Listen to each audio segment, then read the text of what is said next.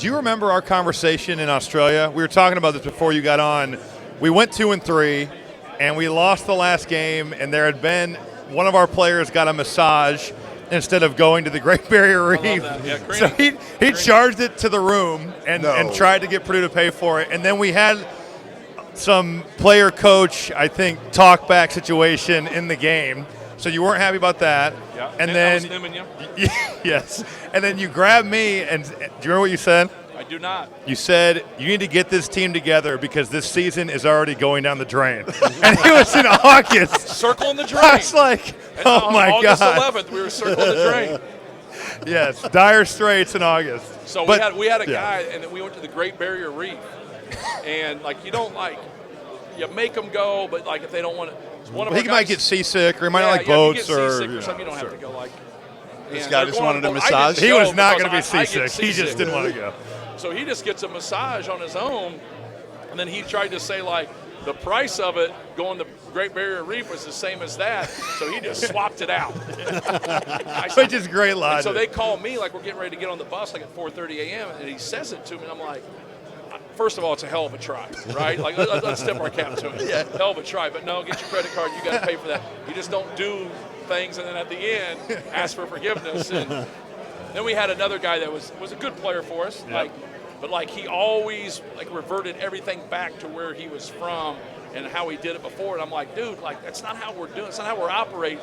So we had a little dispute during the game. So, but it was dire straits coming off that 2-3 Australia trip. With that being said, though, we played some really good players over there. Really good, grown men, and that's what we're not. That's what in those trips you're not playing now. You're playing the 19Us, the 20Us, and if you get in an Olympic year or now in a World Cup year, and then the pro teams aren't quite ready. Mm-hmm. And those guys have been now training to get there or try to get there, or they're still in it, or whatever it might be. Now you're not seeing. You're having great. We just had a fabulous trip, unbelievable. But then when you say, "How was the basketball?" It was just okay. They're like, well, "How was your trip?" Fabulous, because more everything of it is else. just spending time together and hanging out.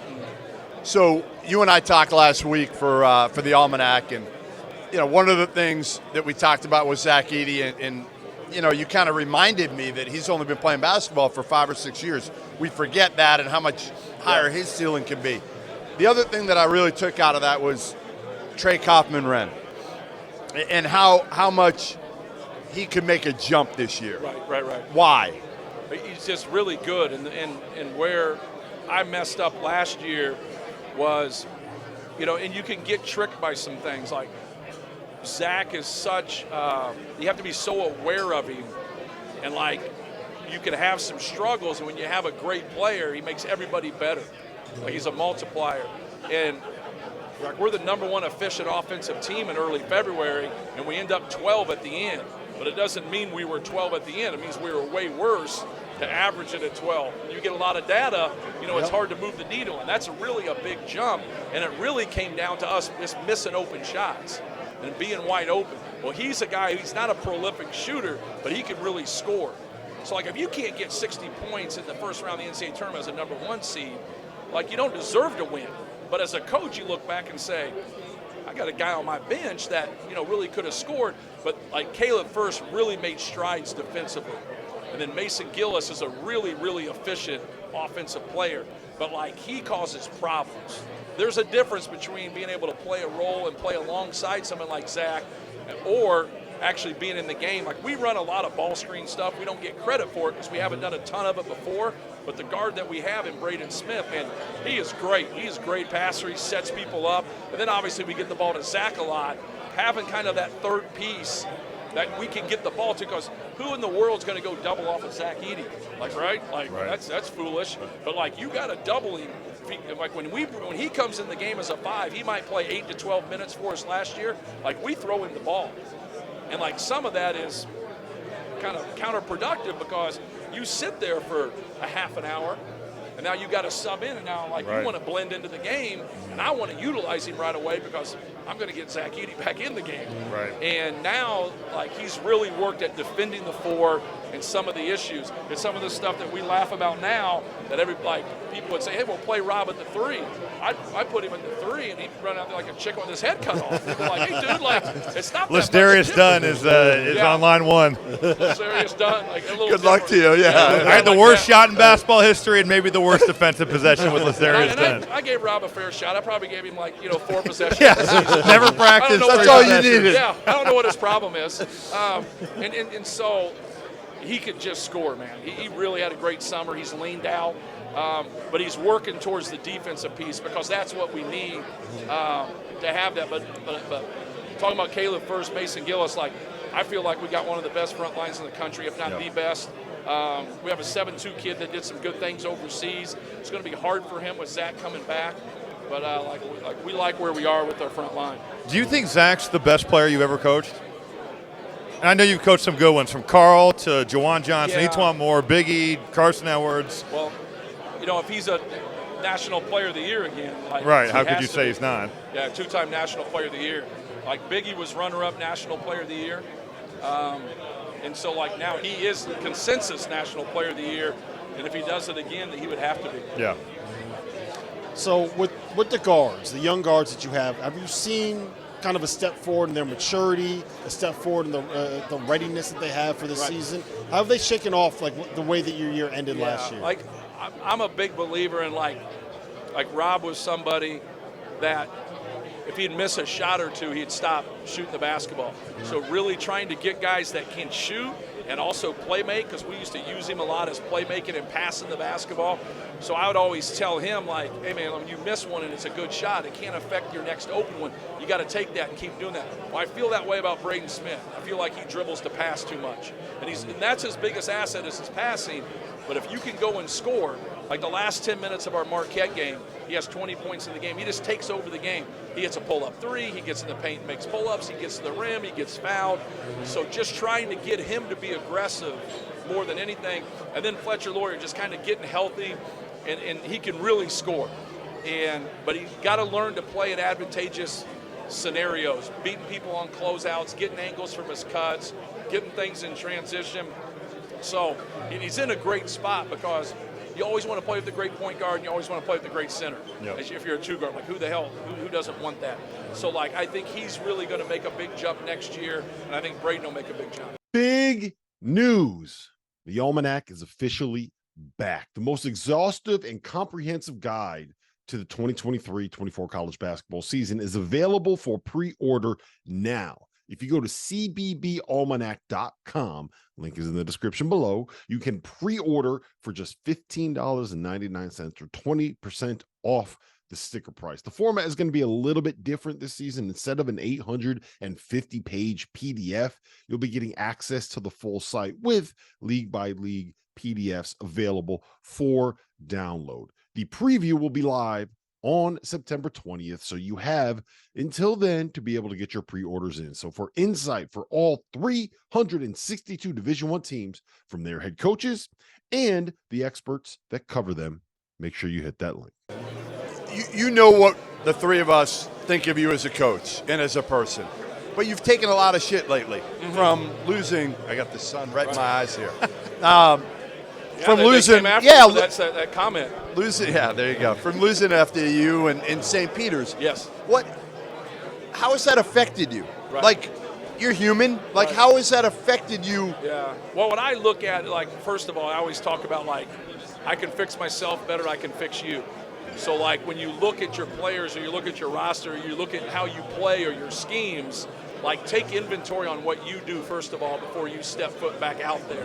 And so when you look at the Farley Dickinson game and you look at the St. Peter's game, you see the same trend. What I mean by that is same types of players, shorter, quicker, but anytime, I don't care where we play it or when we play it, high volume threes, low percentage, high turnovers, we're in trouble.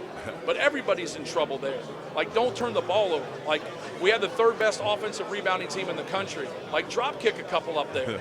Don't throw it to the other team. Yep. And so when you have 16 turnovers in a possession game, and now you can't make a wide open shot, you're going to get yourself in position like we were. But, like, keep giving yourself chances.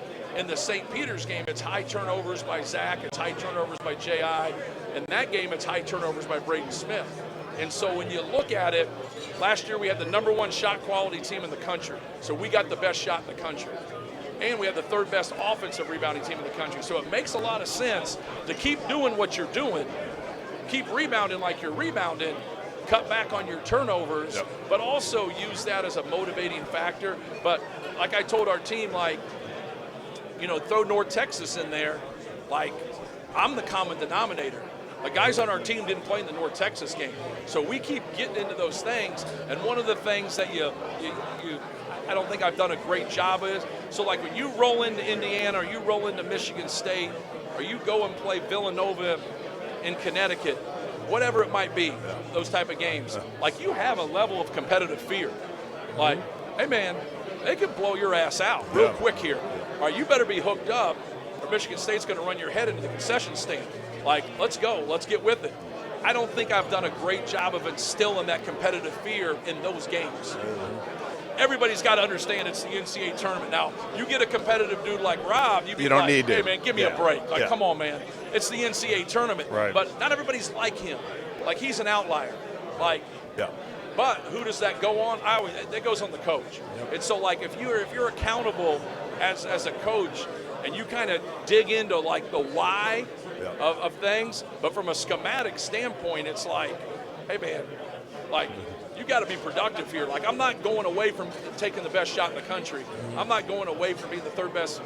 So when J.I. was a sophomore and Travion Williams was there, we were like the 83rd best defense in the country. We were awful, terrible. So we get into that game. Rob could have played the 3 on that team. Huh? Rob could have played the 3 on that there team. You go. Guarded the 3. And so, but my whole thing was, we don't follow a game plan very well defensively. So the assistants come to me and say, we need to change this, we need to change that, we need to change that. I'm like, no, we don't. I go, you watch. The guys that will play this year won't be as talented. I go, but they'll follow what we do. And then we got into like 22, 23. So last year we were 12 offensively, we were around 22, 23 defensively. Like 3 teams were in that top 25, and we're making strides in that area. Like Zach was not a great defender as a sophomore. He's on the all-defensive team as a junior. He made strides there. And so, like, I think we're really coming. We've added some quickness and athleticism, which we were a little bankrupt with last year. So I like it, but I like more the fact that our guys have embraced it from an accountability standpoint. My question to you was more of like, how were you mentally after that? Oh, it's hard. That's, right. Yeah, it's borderline. See, you don't like to say, like, how you really feel because you don't want to take anything away from your opponent. Like, because I got a lot of respect for anybody that laces them up and competes, and we got beat straight up. But it's embarrassing. Like, you know, think about working. Like, you got to understand, you know how hard it is to do shit straight up and be a #1 seed? Like, especially at Purdue. Yeah. Not easy. And, like, period. And so, like, you know how hard it is to win the Big Ten by 3 games? Yeah. Like, and so, like, anybody that's competed at that level understands that. And so we have fought to get in the best position, and then we squander it. But I don't like talking about it because I don't want to take anything away from them. Yep. But to me personally, it eats at you. It eats at you you can't. Yeah. Like, that's the bad part of coaching is, like, you should cherish your Big Ten championship and the tournament championship and beating Duke and beating Gonzaga and winning the PK. But you just think about that. And you should, because that's well, how that's you what get everybody's judged. talking about. That's the hard part, right? Yeah. Like, obviously we know how much harder it is in a regular season. But it is accurate. So, like, when people are saying things about you that aren't true, like, come on, man. But when people are saying, like, hey, man, you keep getting knocked out of the tournament, well, it's true. We need to do something about it. Listen, it's one of the things I love about you is you're as accountable as anybody. There are very few coaches that could say what you just did, take the accountability, be out there right away. I mean, you didn't hide. Right. You came right on our show, I think, soon after in the summer. And, again, listen, we appreciate you coming by, obviously. You know that. We appreciate everything you did to make this guy into an actual player. Because I saw him in AAU, and, man, it was ugly. He was pouring in 5. It was I ugly. didn't shoot very much in AAU. No, he didn't. Antoine Moore We was found handling something that out. for We me. found something out. So Coach K, when he was recruiting Hummel would have gone to Duke. Coach K thought he was Taylor King. Did you know this story? Have you heard the story about what he said? I heard something about They- when you went they on a think- visit and they said the wrong city. Well, he said, "I'm so glad that you could be here from California." So But we they figured think out that it's Taylor They King think now. that he I mean, thought they I was look Taylor. similar. But Taylor was committed to them. Right? Taylor Other was too tattoos, big of a they name. look- they look Taylor similar. was at ABCD campus at 8th grade. He could really shoot so, it too. like I always talk in recruiting, like timing of things, and then the overload of players in your area. So at his grade, Oh, you a Derrick dude. Rose, Eric Gordon. So Derrick Rose is an hour from him. Yeah. 2 hours from him is each one more. I mean, 30 minutes is each one more. Yeah. But then Eric Gordon is in Indianapolis 2 hours away. So you throw in like Jared Bayless, Kevin Love, like it was an unbelievable class. O.J. Mayo. O.J. Mayo, Billy Walker. So when you get into all that, the trickle down helps the Boilers. But you did a good job recruiting us too. Thank That- God. that is- Thank you God can it say was what you a want, loaded but- class. But you, Otherwise, Coach Martin, and Coach Lusk, you guys did a great job recruiting. well, we appreciate you stopping by. Yeah. Always Hey, no problem. great seeing Thank you, you. and Thanks we'll for talk to you soon.